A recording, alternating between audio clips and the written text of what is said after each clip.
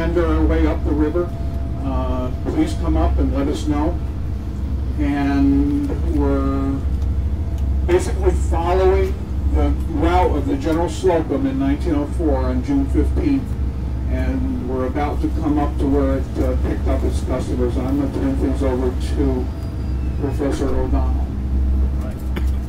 All right, good morning. We're off and running. The most important thing is to look down and see that you have officially inspected high-quality light preservers underneath you. So one of the legacies of the General Slocum is that the disaster is that boats are much, much safer. It really gives birth to the modern Coast Guard and a lot of the regulations. We're not quite where the Slocum took off, so I'll give you some background. We're going under the Brooklyn Bridge, in case you don't know, that's Brooklyn Heights in that direction. Next bridge is Manhattan. The third one is the Williamsburg Bridge. They go BMW, makes it easy to remember. But for those of you who don't know, the General Slocum story starts on the Lower East Side in a German Lutheran church, St. Mark's Church. This was 1904 was their 17th annual kind of end of the year summer picnic. It had grown each year, and by 1904 they were renting a large boat, 300-foot long boat called the General Slocum, which had twin paddle wheels, bright big white boat, had open decks. It was really quite an amazing thing. And speaking of open decks, if you want to go upstairs, you can hear me. So it's an open deck. You can get the sun. No air conditioning, but it's and it's cooler up there with now that the boat is moving. But so on the morning of June 15th, 1904, was absolutely a beautiful day, much like today, except less humidity because it was June. But it was absolutely a perfect day, so they thought they had really scored big with a perfect day. It was a Wednesday because it was this is a working class German community on what was then called Klein Deutschland, Little Germany, and they were really looking forward to this. This is kind of the big deal for the end of the year, and they gathered about 1,300 of them boarded the boat that morning. Most of them members of the parish, but also a lot of friends. Most of them from the Lower East Side, but also from Brooklyn, some from New Jersey, some from the uptown German neighborhood known as Yorkville, and most of them were women and children and senior citizens because it was a weekday, and these are working class people. Most fathers didn't take the day off, and the day was really a spectacular one. And let me just read to you. I won't read to you too much from my own book, but I'll read to you kind of the opening passage because it sort of tries to set the tone. I get my old man glasses out. It tries to that I set the tone for the kind of way in which this day unfolded. These are people that many of them have never set foot on a boat before. So this is a really big deal. And they were dressed in their Sunday best. This is in 1904, when you went to the beach, you went to the water, you dressed in your suit, and your women wore dresses right down to the floor and wore heavy shoes. People were not swimmers in those days. All right, so this is an opportunity to get out of the city. For many, it was a rare, perhaps even first, detached glimpse of the city that overwhelmed them day after day. Even though the unspoken theme of the day was escape, most were unable to take their eyes off the cityscape. No doubt many were struck by how calm and quiet the city seemed from the river. The familiar sounds of everyday life, clip-clopping of horses, pounding hammers, grinding machinery, bellowing vendors, were barely audible on the river, especially aboard a boat humming along with the drone of its engine at 3/4 throttle. Already the excursion was having its desired effect. They were slipping, however fleetingly, from the gravitational pull of their chaotic, stressful urban world. One by one, the ordered streets passed by. 14th Street, 23rd Street, 34th Street, 42nd Street, and so on, as if measuring the progress of their flight. With every passing minute, their eyes drew in the enormity and complexity of their city. One moment, endless rows of tenements, much like their own downtown, came into view. Next, a cluster of upscale brownstone mansions. In the foreground, along the water's edge, they saw familiar collections of seemingly ancient warehouses and counting houses, vestiges of a fast-disappearing waterfront economy. Those first 15 minutes aboard the steamboat put before her passengers their city in all its confusing and contradictory glory. New York was a city of hope and despair, of fabulous wealth and crushing poverty, of limitless possibilities and unimaginable pitfalls, of old world values and relentless, almost pathological newness. Every day the people of St. Mark's struggled to survive amid these competing forces, every day, that is, except today. For one day at least, they could leave it all behind. So that's kind of the attitude people had. There's a band on the back of the stern of the boats playing German favorites. People are dancing. People are not watching their children because they're safe. They're on this railed-in boat. So the children are running around. They're already buying ice cream and so on. So things are really going well as far as everybody everybody's concern. It's the absolute perfect day.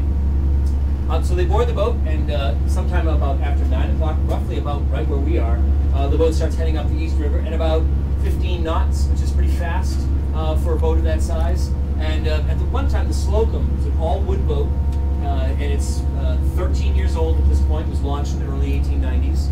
It has 2,500 life preservers on board, but as we'll see, they are, shall we say, not the highest of quality. They board the boat and begin their journey uptown. And it's not very far into the journey that the fire has begun to burn, and nobody quite knows what started the fire. But the fire, effectively, if you think of this boat proportionally to the General Slocum, the fire begins right about here, but below decks. So in the forward third of the boat, on the port side, this side, and then down below. And the captain this has kind of a recessed bridge, but the captain was right above it. So as the fire begins to engage, he doesn't really see it. It's literally like below him and a little bit behind him. So the wind is blowing the smoke away, so he doesn't quite know. Here we are coming underneath the Williamsburg Bridge, and I can't get over how beautiful the weather is at this point.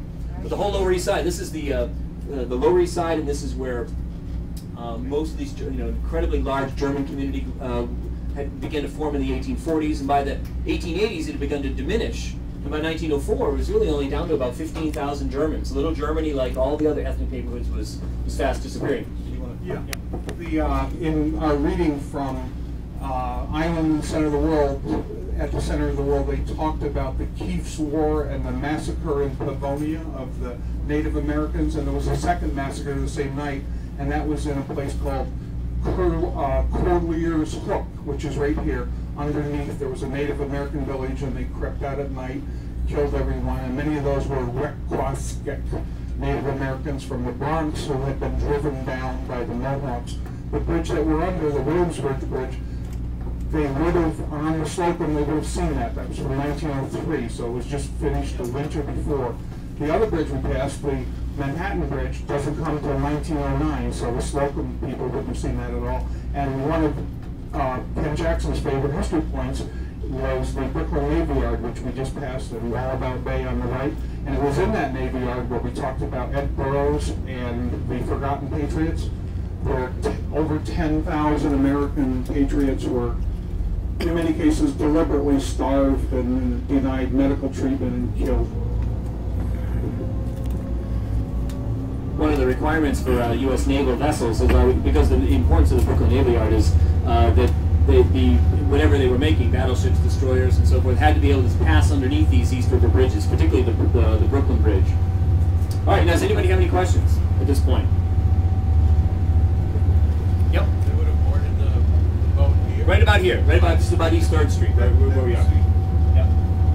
And that's the other thing to remember is there were docks in those days on the East River and business related to shipping that were all, by the time of the FDR drive after World War II, as Ed said, they were really declining around the turn of the century. But here would have been all piers and slips and shipping. Okay.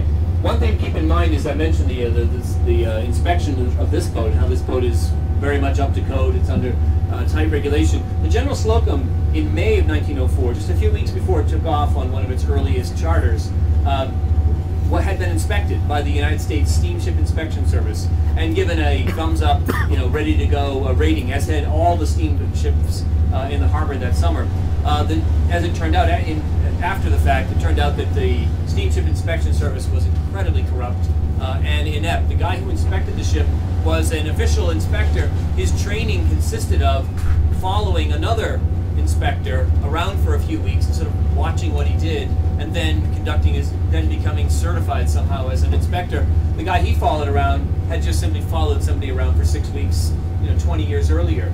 There was a lot of bribery, a lot of palm grease to make you look the other way, at crumbling life jackets, at inadequate lifeboats, and so forth. And so no boat in anybody's memory had ever been rejected in terms of its safety, and that would then be exposed on the day of June 15th, 1904.